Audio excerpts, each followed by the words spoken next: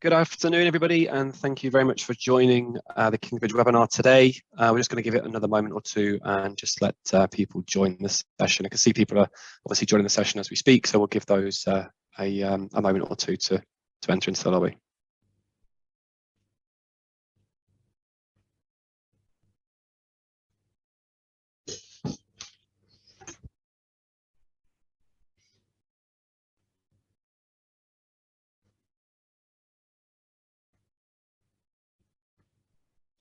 Okay, there's still quite a few of you joining, so I think what we'll do is cover off a few bits of housekeeping initially, then just to begin with.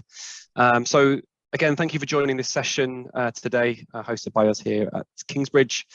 This is a Ask the Experts session where, in effect, we're going to try and cover off as much information into recent events in this space in the last sort of 6 months or so, and give you the opinion of the expert here at Kingsbridge, which is Andy Vessey, which I'll let him introduce himself in just a moment. But before we get to that, the session is planned for roughly 30 minutes in length. So we'll try and keep as close to that as possible. I know some of you have probably got other commitments after this session, so we'll try not to overrun. But we also will have a Q&A at the end if we have time. So if you have any questions, either now before the session starts, or if you've got any as the session goes on, please do pop those in the Q&A box on the right-hand side of your screen. Now, those questions will be only visible to us here at Kingsbridge. So if there's a question that you want us to come back to you directly on, please leave your name. We won't read any names out on the screen if we choose your question at the very end, but if you want us to come back, we can directly. So just do make sure you leave your name on the question at the end. So as we say there, I'm also joined by my colleague Andy Vessey in this session. So Andy, would you like to give a quick introduction to yourself? Yeah, okay, so I'm head of tax at Kingsbridge, specifically for matters IR35 and employment status related. Tax has been my life for over 40 years, as sad as that is. Started life in the old Inland Revenue and then saw the light and went to work in various accountancy practices, big, medium and small. Then joined QDOS just around about when IR35 was introduced. So I've sort of specialised in employment status and IR35 since then, really. And after 17 years at QDOS, I made the move to Kingsbridge. And during that time that I've been specialising in status, I've defended over 500 contractors in IR35 inquiries. The vast majority have been successful, I'm pleased to say. And then that culminated really when I represented Gensel Software Limited at the First Tier Tax Tribunal in 2017, which was one of the first IR35 cases that had been heard for about 5 years, 5 or 6 years, I think. So yeah, that's me and that's my career. Perfect, thank you, Andy. So I'm hoping from that you can gauge that you're very suitably qualified, Andy. So any questions that you can't cover, I'll be surprised, put it that way. So if we could just move on to the first slide, we'll just give you an idea as to what we're going to cover off in the session today.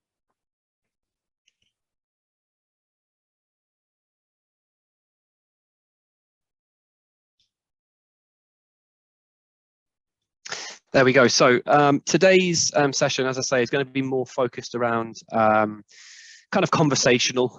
We're just going to highlight some of the kind of big events or some of the things that you may have seen coming out in the kind of IR35 world, and just give you our thoughts and our opinions on kind of what they are, what they mean, and potentially how you as a agency or an end client might be affected by some of the things going on. So we're going to take a brief look at the media cases and in particular some of those which have been won by HMRC recently, or at least you know, some of the headlines are that these are big wins for HMRC, and we'll try and uncover what that might mean. Quite recently, we've also seen that HS2 have been picked up on a slightly different matter relating to IR35, which we'll cover off. We want to make sure that you're also actually preparing for forthcoming HMRC compliance activity when it does actually happen. So ensuring that you're getting your IR35 compliance right, being prepared and making sure that you've obviously got the right things in place to sort of deal with those as and when or if they may come in the future.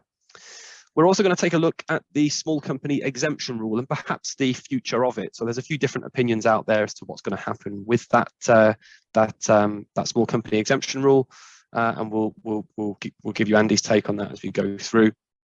Whilst also covering the Parliamentary Affairs Committee report, which came out earlier this year, in particular, really what they're saying about CEST and how the CEST tool works, along with some of the guidance provided by HMRC. Before finally just covering off a little bit on the employment status consultation. So those of you quite recently would have seen that the final outcome came out of that after sort of 4 years or so, to somewhat of a disappointing finish. But again, we'll let Andy cover that off. So Andy, touching on the first topic then, the first topic we're going to talk about here is just those kind of media cases. And some recruiters, some end clients might be worried by seeing HMRC wins. Certainly whenever there's that sort of news come out, we get absolutely flooded with questions around, does this mean that my process has to change? Does this mean that the way I look at status has to change? Do you want to give a background as to kind of what's been going on there, maybe perhaps why HMRC are targeting that space in sort of that area? So just to recap, this year we've had the case of Basic Broadcasting Limited, that was Adrian Charles, that was in February. McCann Media Limited, that was Neil McCann, that was back in March. Alan Parry Productions Limited, that was in June. They were both first tier tribunal hearings, then we had Kickabout Productions Limited, which is Paul Hawksby and Atoll House, Kay Adams. They were heard in the Court of Appeal. There was only Adrian Charles, he won his case at tribunal, and Kay Adams, she's had hers referred back to the tier tax tribunal for them to make a decision. Now, all the other ones have gone in favour of HMRC. And then, if you remember, just near the end of 2011, we had Dave Clark with the darts commentator with Little Piece of Paradise Limited. He lost his. Now, we know that there's about 200 of these media cases that HMRC are looking at, orders are in dispute. And we know that, and because Nicole Newbury, who was HMRC Director for Wealthy and Mid-sized Business Compliance, she told the Public Accounts Committee in February of this year, when she was giving oral evidence from the lessons from implementing IR35, and she told the committee that almost half of those have been settled. So we've got another 100 of these to come. Now, whether or not the presenters involved decide to settle with HMRC without going to first tier tax tribunal, because at the moment, they're winning virtually every media case that goes up before tribunal. We'll just have to wait to see. But the thing that contractors have to remember and bear in mind here is that these are TV and entertainment industry cases. And they are a much more different and unique animal to other industries. So we have to bear that in mind. And when we're looking at these cases and trying to learn any lessons from them, it was difficult to argue against most of the judgments made in those cases I've just spoken about, because what we've got here are TV and radio personalities.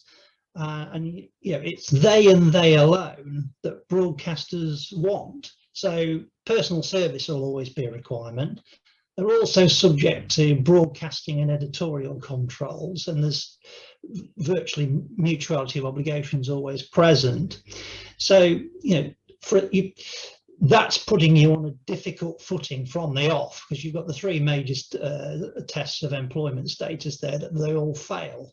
To start with, so then you're coming from a difficult position to argue against IR35 not applying.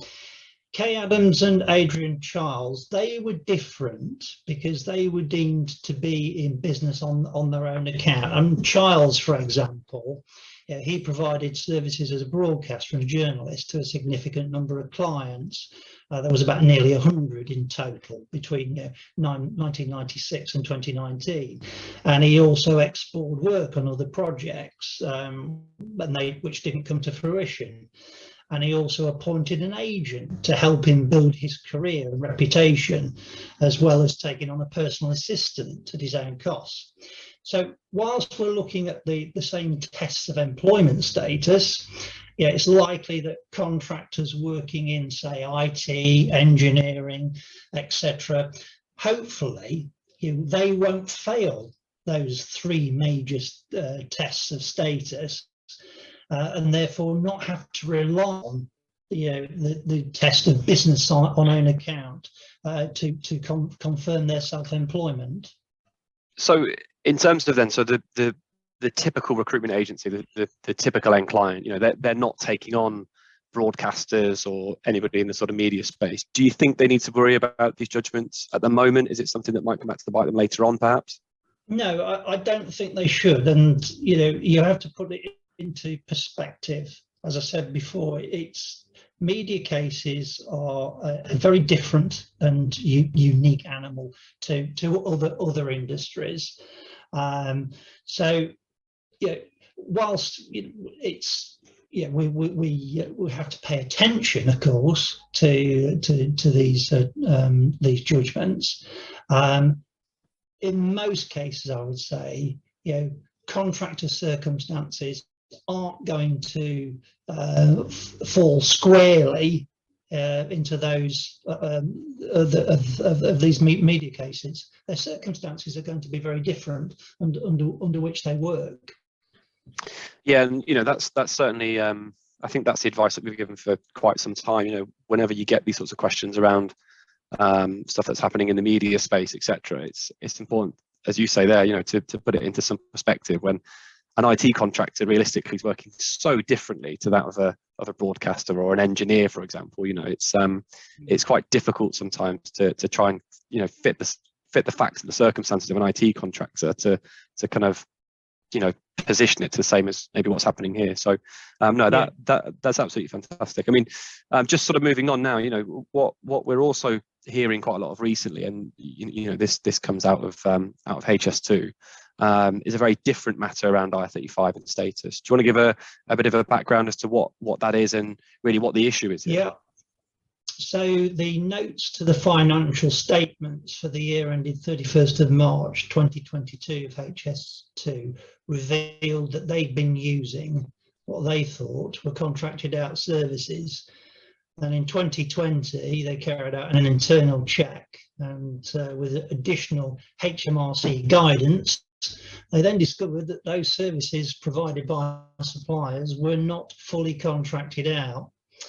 So we don't know why they weren't fully contracted out, but we can only surmise it was either a labour supply only, which was dressed up as a managed service. The workers could have been under the control of HS2, or the workers could have been providing their personal service to HS2, or a combination or all of those. HMRC, they commenced a review in May of this year, and HS2 have provided for a contingent liability of 9.5 million tax and national insurance in those accounts based on the internal review of workers between the period April 2019 and March 2021. And what they've done is they've extrapolated that back to April 2017, which was when the off-payroll rules for the public sector was introduced. And there's also a note in there that when the final liability is agreed, they're looking to recover any costs from the suppliers to set off against the liability. And I can only assume that's because, those suppliers, because they've not been deemed to be providing a fully contracted out service, will now become should become the deemed employer and the fee payer. So that's going to be it's going to be interesting to see if HS2 do actually manage to recover tax and national insurance that they've provided for in those accounts. And it's the first time really we've heard now of a contracted out service coming under the microscope. I think we've been waiting for it, simply because the contracted out services have been seen as a convenient way, I suppose, to skirt around off payroll rules. I wouldn't say circumvent them, but certainly to skirt around them. And initially, I suppose, when the rules were introduced into the public sector, and I suppose private sector as well, there was this was seen as a very useful model, but some providers really, jumped too quickly without really considering what they were providing. And so it's going to be like no surprise really that contracted out services will start to come under the microscope, because I think there's been so many out there that are providing them, and haven't really considered the full implications. Well, sure. I mean, we've seen a lot of agencies and end clients equally adapt to either providing or receiving a contracted out service. Should this activity now, should that worry these agencies that may have done it as a new offering, as a result of IR35 changing last year? What should they really worry about, and what should be their next steps? Is it a case of get those SOWs or the contracted out services looked at? How can they get them reviewed, etc.? What's next if there are concerns for those businesses? Well, it's a wake-up call, most certainly, and we have to remember we've got to consider what a fully contracted out service looks like. Basically, a genuinely fully contracted out service, you've got to ask the questions: who retains ownership of the project or the work? Is the client contracting for a supply of workers, rather than the production of a product? Who's managing the workers? That's to say, are they under the ultimate control of the client? Do the workers provide a personal service to the client?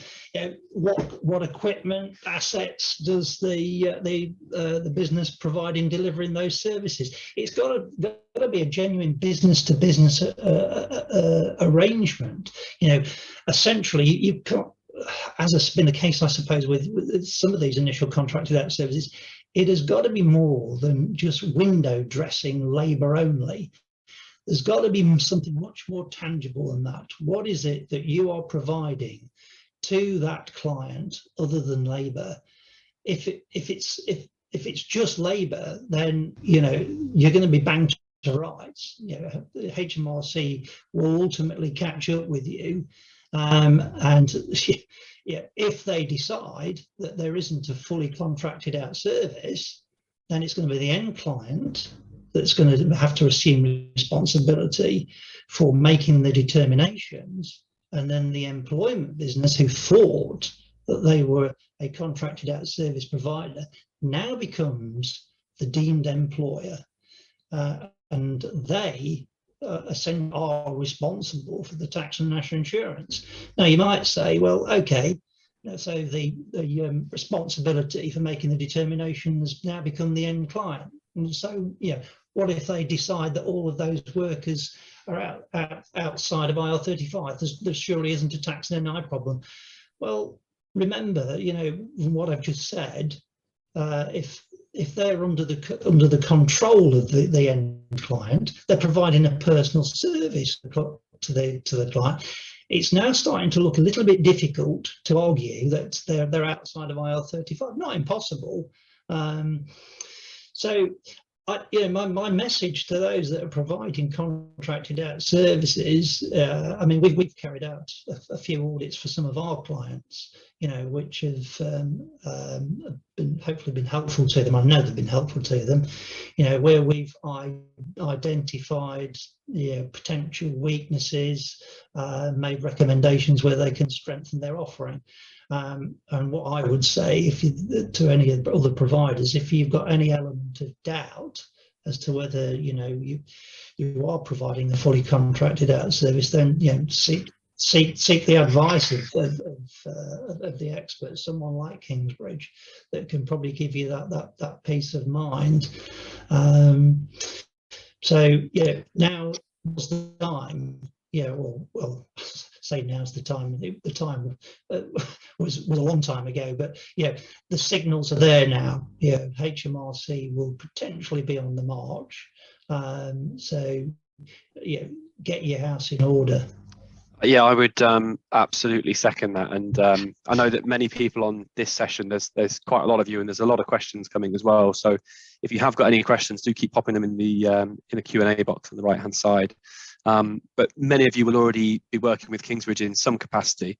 So if you've got any questions and you want to speak to us, or you want us to look into actually taking a look at the SOWs or the contracted out services that you have, then reach out to your account manager with Kingsbridge. And if you're not already a kind of client of ours already, then by all means reach out to us, and we can absolutely have a conversation. Andy's going to be available for those audits and actually checking what you're doing, etc. at the end of the day. So do reach out to us, and that moves us on quite nicely, Andy, actually to kind of what the future looks like in terms of HMRC compliance. I think quite a lot of people might be forgiven for maybe forgetting that at the end of all this, yes, we've had these changing rules and the reforms, but at the end of it, there will be HMRC compliance. It's a matter of sort of when and not if. What would you say is the best advice for people that are either concerned about that, worried? How can people prep as kind of efficiently as they can for that compliance activity?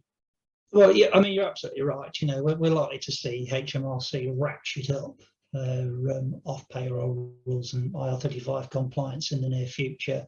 It's probably more likely to happen more at the turn of next year, but it's coming. And like any HMRC investigation, it can be costly, in both time and fees, and that's where insurance is invaluable. And I'm not just saying that obviously because who I work for, but having insurance gives you that peace of mind, and it covers the cost of professional fees and any potential pay-as-you-earn tax and national insurance, should things go wrong. And inquiries can last several years; they can drag on, but particularly if HMRC dig their feet in. You don't want to be fighting HMRC solo. You do need the help of an expert, and that's not only to argue matters of status, but to ensure that HMRC operate within the parameters of the legislation and they don't overreach their powers. Don't put yourself in a position of firefighting. Ensure your status determination processes are robust and they're watertight, and that you've got sound audit trails to support your determinations. If in doubt, bring in a third party like Kingsbridge, who've got the expertise to carry out a review that will identify any weaknesses and make suggestions for improvement if necessary. And if I can I read an article in a taxation magazine, which is just a must read. But it was, and it is very recent. It was the head of an international tax underwriting team of specialty insurance providers.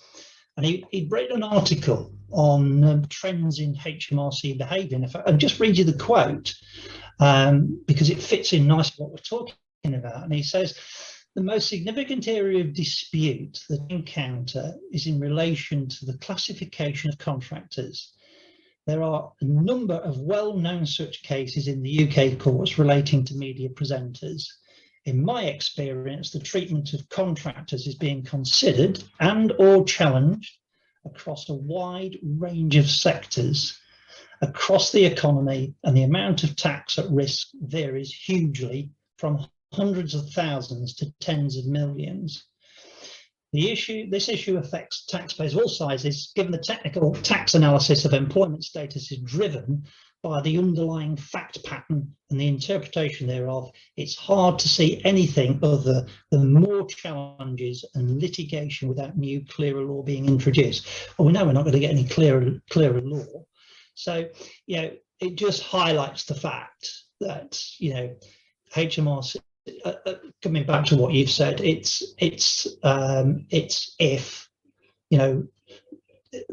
when and not if. Yeah, it's coming down the line. Yeah, and from again, if you have any concerns whatsoever, then get speaking to experts, get involved with a company that can provide you with the expertise that you need. We've got that in-house here at Kingsbridge. You're more than welcome to have a conversation with us at any point about compliance activity and what to do going forward and how to prep, etc. But if it's not us, then do seek that advice somewhere. Andy, I appreciate we're coming up to the last sort of 10 minutes or so at the moment, so we'll fly through what we've got left to cover. I did want to get your take on the small company exemption rule. Yeah.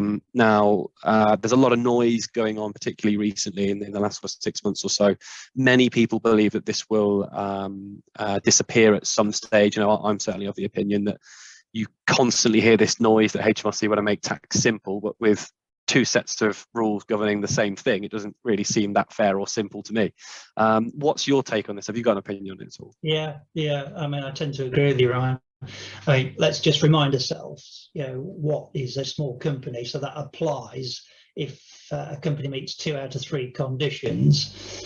Turnover is less than 10.2 million, balance sheet total value of assets less than 5.1 million, or you've got an average of less than 50 employees. So, you'll be a small company if you meet 2 of those 3 conditions. In February, again, I think I've given mention to it, but in February this year, the Public Accounts Committee, when they were taking all evidence on the lessons from implementing the IR35 reforms, Jim Hara, who's the Chief Executive and first permanent Secretary of HMRC, he told the committee there were no further plans for any further reforms, as there was now a small group of personal service companies that HMRC can hopefully, and they were his words, hopefully police. I don't believe Jim Hara.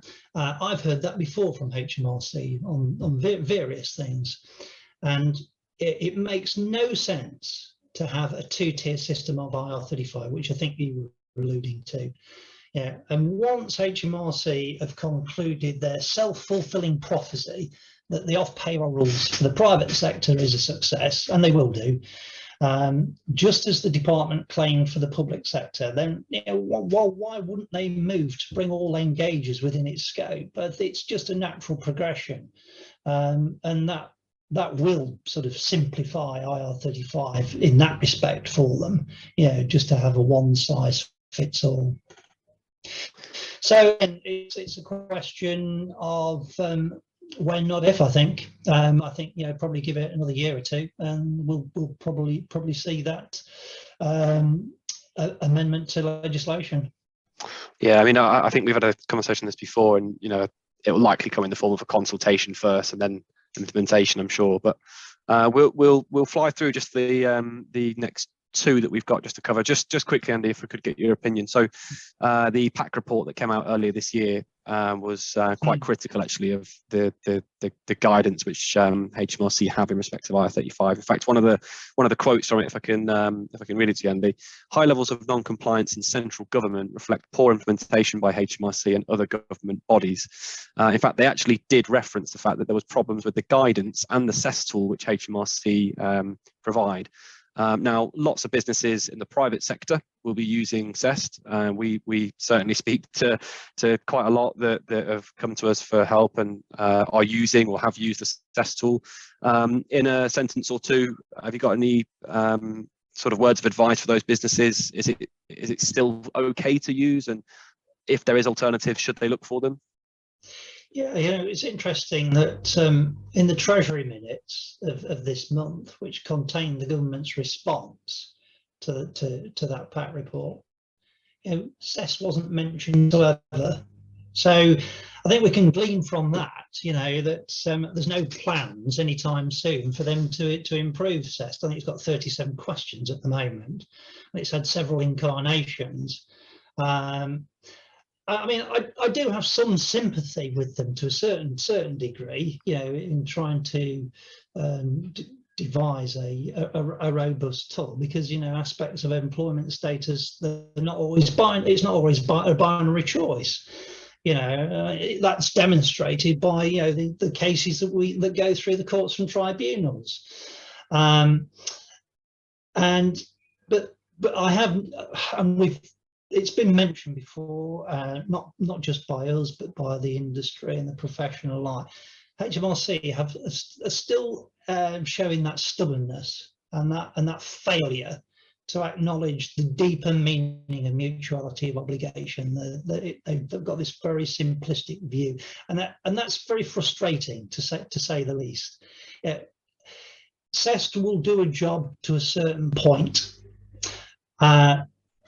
And looking at the data that HMRC provided back in September, it shows, I think, 49% outside if you're using CEST. It'll then show, I think, give results for 30% inside, and then 21% undetermined. That's quite high, I think, 21%. And where do you go from there? Well, you can contact the HMRC helpline, of course. That's if you can get through. And then what are they going to tell you? Yeah, I think they're probably going to tell you you're probably caught, or the worker's caught. So in my opinion, there's better status tools out there than CEST that recognise all the major status tests, and then they attribute their relevant significance. And I'll maintain that until HMRC alter their stance on mutuality of obligation. Yeah, and again, there's plenty of tools out there. Obviously, the Kingsbridge tool is now kind of one of the more renowned out there. I think we work with about 4,500 end clients who are equally all using our platform and our tool. So if there is anybody on this session that hasn't seen our tool or kind of wants to know more, then again, do please get in touch with us. Andy, I'll give you 1 minute for the last one, so you've got to fly through it. There was a employment status consultation. Do you want to just give us a very quick breakdown as to what that was and kind of what the conclusion was? Well, basically next to nothing. We've had to wait 4 years for a vacuous response, and essentially, the response that we've got basically really didn't address tax; it addressed employment rights. So rather than give us any legislation, we tried to sort of unify some of the employment rights with tax. All they've given us is some guidance for HR and legal professionals, individuals and employers. And there is a danger, of course. I mean, I suppose it's quite useful for when you're looking at employment rights, because that's what it mainly covers. But in terms of the guidance for status, I think there's a danger there with that guidance of actually oversimplifying it, because as we've said before, it's just not black and white. So that response, totally inadequate, and they've basically hidden behind COVID as an excuse for doing nothing. Perfect. Well, as you can tell, we've just about run out of time on this session. There are loads and loads of questions. I can see them all coming through on the screen here. So thank you very much for providing those to us. What we'll do is, if you've left your name to them, we'll come back to you directly. But we'll also pick out some of the themes in here, some of the more kind of pressing questions, and we'll come back in a blog post to answer as many of those as possible. Just from us here today on this session, I hope you've actually enjoyed the way that we've kind of run this session. It's designed to be a little bit more conversational, actually start talking around some of these things that have been going on in the industry quite recently. I'm sure we'll do another one of these in the near future as more news kind of develops with a new Prime Minister and so on.